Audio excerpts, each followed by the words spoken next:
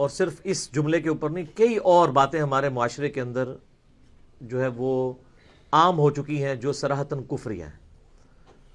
Specifically چونکہ اس کے اوپر سوال ہوا، یہ ہمارے پنجاب کے معاشرے میں تو پنجابی میں یہ عام عورتیں یہ بول دیتی ہیں ظلم خدا دا، نعوذ باللہ، جبکہ پورا قرآن اس پر گواہ ہے کہ اللہ تعالیٰ نے سب سے زیادہ جس چیز کے اوپر ایمفسائز کیا ہے اپنی ذات کے حوالے سے، چونکہ اللہ تعالیٰ نے انسانیت کو عذاب میں جھونکنا ہے اپنی نافرمانی پہ، اللہم اجرنا من النار، لہذا قرآن میں جگہ جگہ یہ بات آئی وما ظلمناہم ولکن کانوا ھم الظالمون، ہم نے ان پہ ظلم نہیں کیا بلکہ وہ خود اپنی جانوں پر ظلم کرنے والے تھے. یہ ٹاپک بار بار آتا ہے، یعنی اللہ تعالیٰ کو تو ظاہر ہے پتہ ہے کہ وہ کیا کرنے والا ہے انسانیت کے ساتھ جو نافرمان ہے. تو جب بھی نافرمانیوں کے عذاب کا ذکر آتا ہے تو اللہ تعالیٰ فرماتا ہے کہ ان کو جو ہم نے دوزخ میں پھینکا ہے ان کے اعمال کے سبب، ہم نے ان پہ ظلم نہیں کیا، انہوں نے خود اپنے اوپر ظلم کیا ہے، ہماری دعوت کا انکار کر کے، ہمارے پیغمبروں کی توہین کر کے، ہماری کتابوں کو پس پش ڈال کے.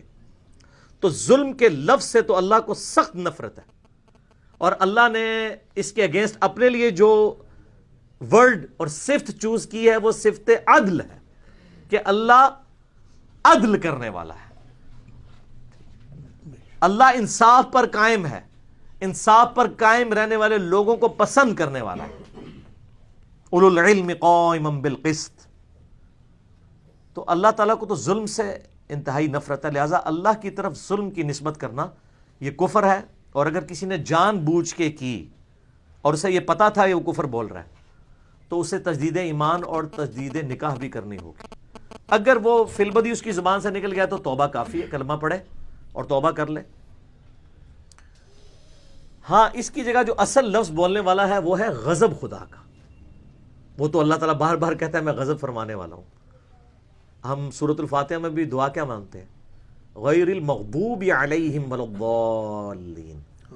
تو یہ غضب کا لفظ عربی سے ہے نا، عربی میں غضب ہے اور اردو میں غضب، ضاد کو ہم ضاد پڑھ دیتے ہیں. تو اے اللہ ان لوگوں کے راستے سے بچانا جن پر تیرا غضب ہوا اور جو گمراہ ہے. تو یہ کہنا کہ غضب خدا کا، عذاب خدا کا، یہ درست ہے، لیکن ظلم خدا کا یہ لفظ غلط ہے. اسی طریقے سے عموماً کسی کے گھر کے اندر جوان موت ہو گئی تو لوگ، خصوصاً جو اپنے ہوش و حواس میں نہیں رہتی ہیں عورتیں جوان بیٹے کی موت کے اوپر، وہ تو یہاں تک کہہ دیتی ہیں کہ اللہ نے ساڑھے کار ویکھیا سی. اب یہ اللہ تعالیٰ کے اوپر کس طرح کا جملہ کسنا ہے، حالانکہ موت کا وقت تو مقرر ہے. تو مسلمان کہاں کے ہو؟ مسلمان کو تو بنیادی عقیدہ ہے، قرآن میں یہ مضمون بار بار آیا ہے، کل نفس ذائقۃ الموت، ہر جان نے موت کا مزہ چکھنا ہے. اور پھر یہاں تک کہا گیا کہ موت جب آ جائے گی نہ ایک لمحہ آگے ہوگی نہ پیچھے. تو پھر اس بات کے اوپر اللہ تعالیٰ سے گلہ اور شکوہ کیسا؟ کوئی بہت بوڑھا ہو چکا ہے تو لوگ ورڈک دیتے ہیں، لگتا ہے جی اللہ انہوں بھول ہی گیا ہے. ہاں، اب اللہ کی طرف بھولنے کی نسبت کرنا یہ کفر ہے. نسیان ایک عیب ہے نا، یہ اللہ کے ساتھ منسوب کیا جا سکتا ہے؟ اللہ بھول ہی گیا، نعوذ باللہ، ایسا نہیں. قرآن میں یہ جو آیا نا سورہ الحشر کے اندر کہ جو اللہ تعالیٰ کی یاد سے غافل ہوتے ہیں اللہ تعالیٰ ان کو اپنے نفسوں کو ان کے نفس سے بھلا دیتا ہے. یا اسی طریقے سے اللہ تعالیٰ دوزخ میں جب دوزخیوں کو پھینکے گا، قرآن پاک میں مضمون کئی جگہ آیا ہے، تو اللہ تعالیٰ کہے گا کہ آج ہم تمہیں اسی طرح بھول جائیں گے جس طرح تم دنیا میں ہمیں بھول گئے تھے. تو یہاں بھولنے سے مراد اردو میں ترجمہ جو کیا جاتا ہے وہ غلط ہے. اس میں اعلیٰ حضرت نے ترجمہ ٹھیک کیا ہے کہ ہم نے تمہیں تمہارے حال پر چھوڑ دیا ہے جس طرح تم نے دنیا میں ہمیں چھوڑ رکھا تھا، یعنی ہماری طرف متوجہ نہیں تھے. تو وہاں بھولنا اپنے لغت کے معنوں میں نہیں اس طرح استعمال ہو رہا، بلکہ اصطلاحاً اس کے لیے اردو میں لفظ استعمال ہوگا تمہارے حال پر چھوڑ دیا. اللہ بھولتا تو نہیں ہے نا، اللہ تو ہر چیز کا حساب رکھے ہوئے ہے، اللہ فرشتوں کا محتاج نہیں ہے. اسی لیے تو آپ دیکھیں احادیث میں آتا ہے لوگوں کی ڈھیروں نیکیاں قیامت والے دن لائی جائیں گی اور اللہ تعالیٰ کہے گا یہ ریاکاری کی وجہ سے ہوا ہے، سب کچھ ختم. فرشتوں نے تو وہ لکھ لی ہوئی ہوں گی، فرشتے تو دھوکہ کھا جاتے ہیں اس اعتبار سے کہ ان کو علم الغیب نہیں ہے. سر صحیح مسلم میں حدیث نہیں ہے قیامت والے دن ایک سخی کو، ایک شہید کو اور ایک قاری کو قرآن کے لایا جائے گا، اللہ فرمائے گا میں نے تجھے جو ہے وہ اتنی دولت دی تھی، اس کے بدلے تو نے کیا کیا؟ وہ کہے گا یا اللہ میں نے اتنا مال تیری راہ میں خرچ کیا، اور فرشتوں نے وہ نامہ مال میں لکھی ہوئی ہوں گی نیکی۔ اللہ فرمائے گا تو نے صرف اس لیے کی کہ لوگ تجھے نیک کہیں، اور تجھے دنیا میں لوگوں نے نیک کہہ لیا، اب ہمارے ہاں تیرے لیے کوئی اجر نہیں ہے، اوندھا منہ کر کے دوزخ میں۔ شہید سے اللہ پوچھے گا، وہ کہے گا یا اللہ جان تو دے دی اور کیا کرتا؟ اللہ فرمائے گا تو نے جان اس لیے دی کہ تاکہ لوگ تجھے کہیں بڑا بہادر ہے، تو لوگوں نے تیری بڑی تعریف کی تھی، میرے ہاں تیرے لیے کوئی اجر نہیں۔ یار اللہ کتنا غیرت مند ہے، ایک بندے نے جان بھی دے دی ہے نا، ذرا سا اس میں یہ چیز داخل ہوئی ہے نا، اللہ نے کہا کوئی نہیں۔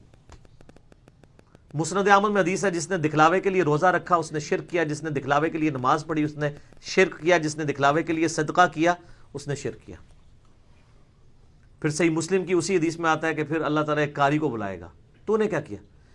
کہ یا اللہ میں نے پوری زندگی قرآن سکھایا لوگوں کو، تو نے مجھے یہ دولت دی تھی، تو اللہ نے فرمایا اس لیے تو کرتا رہا کہ لوگ تجھے کہیں بڑا علامہ بڑا قاری ہے، تو لوگوں نے تیری بڑی تعریف کی ہے، تجھے اجر مل چکا ہے، اوندھا منہ کر کے دوزخ میں۔ تو صحیح مسلم کی ایک اور حدیث ہے کہ اللہ تعالیٰ تمہاری شکلوں اور مال کو نہیں دیکھتا، دلوں اور اعمال کو دیکھتا ہے۔ یہ جو شکلوں سے اور بڑی خوبصورت نورانی شکلیں بنا بنا کے، اور یار وہ اللہ کے بندوں آپ کسی غیر مسلم کو بھی جو ہے نا 4 دن اے سی والے کمرے میں رکھ کے خوبصورت سی داڑھی رکھوا کے تو پیاری سی پگڑی باندھ دیں تو وہ بھی نورانی نظر آنا شروع ہو جائے گا، ٹھیک ہے نا؟ یہ اس سے آپ پبلک کو دھوکہ دے سکتے ہیں، اللہ کو نہیں۔ اللہ کے لیے شکلیں کوئی میٹر نہیں کرتی، کوئی شکلیں تو اس نے خود بنائی ہیں، کسی کو سفید رنگت دی، کسی کو کالی دی، کسی کے ہونٹ موٹے بنائے، کسی کے باریک بنائے، کسی کا ناک موٹا بنا دیا۔ حضرت بلال حبشی ہمارے سب کانٹیننٹ کی ڈاکٹرین میں خوبصورت تو نہیں ہو سکتے، یہاں تو باریک ہونٹوں والے کو، پتلی ناک والے کو اور صاف رنگت والے کو خوبصورت سمجھا جاتا ہے۔ حبشی میں تو اس طرح کی کوئی چیز نہیں ہوتی ہے۔ لیکن صحیح بخاری اٹھا کے دیکھ لیں، حضرت عمر کہا کرتے تھے ابو بکر ہمارے سید ہیں جنہوں نے ہمارے سید بلال کو آزاد کروایا۔ سبحان اللہ۔ تو اللہ تبارک و تعالیٰ کے ہاں تو کرائٹیریا بالکل ڈیفرنٹ ہے، ہم لوگوں نے کرائٹیریا بالکل کوئی اور بنائے ہوئے ہیں۔ لہٰذا زبان کو بڑی احتیاط سے استعمال کریں۔ صحیح بخاری اور صحیح مسلم دونوں میں حدیث موجود ہے، نبی صلی اللہ علیہ وآلہ وسلم نے فرمایا کہ بعض اوقات انسان پوری زندگی جنتیوں والے اعمال کرتا رہتا ہے حتیٰ کہ جنت سے ایک بالشت رہ جاتا ہے، اور اپنے منہ سے کوئی ایسا کلمہ نکال دیتا ہے کہ دوزخ کے اندر پہنچ جاتا ہے وہ، استغفر اللہ واتوب الیہ۔ تو یہ اس طرح کے کلمات نکالنے سے ایسا ہو جاتا ہے نا، تو اس لیے ڈرنا چاہیے کہ انسان اپنی زبان کو کہاں پہ استعمال کر رہا ہے۔ تو یہ ظلم خدا کا بولنا یہ کفر ہے۔ اسی طریقے سے اکثر آپ پنجابی میں محاورہ سنتے ہیں، اردو میں بولا جاتا ہے پہلے پیٹ پوجا پھر کام دوجا، یہ بھی کلمات کفر ہے۔ پیٹ کی پوجا کرنا، اللہ کے سوا تو کسی کی پوجا نہیں ہے۔ اگر آپ کہیں جی نہیں پیٹ پوجا سے مراد جو ہے وہ کھانا پینا ہے، تو اس کے لیے پوجا کا لفظ تو نہیں استعمال ہوتا۔ میں پھر سورہ توبہ کی وہ آیت کوٹ کروں گا کہ اللہ اس کا رسول ہی رہ گئے ہیں کہ تم مذاق کے طور پہ ان کے لیے الفاظ استعمال کرو۔ اردو میں محاورہ بولا جاتا ہے میری انتڑیاں قل ہو اللہ پڑھ رہی ہیں، کوئی اور الفاظ استعمال کر دیں آپ، نہ دین کے معاملات کو بیچ میں لے کے آئیں،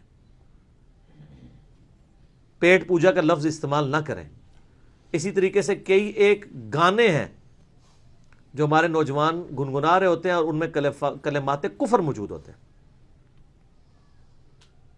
اب مجھے کیونکہ وہ گانے آتے نہیں ہیں، کبھی کبھار کبھی میرے کان میں پڑ جائے تو میں پریشان ہو جاتا ہوں کہ یار یہ کیا الفاظ ہیں، اور لوگ گنگنا بھی رہے ہوتے ہیں اور ان کو یہ خبر بھی نہیں رہتی کہ اس کی وجہ سے ان کا عقیدہ ہی خراب ہو گیا۔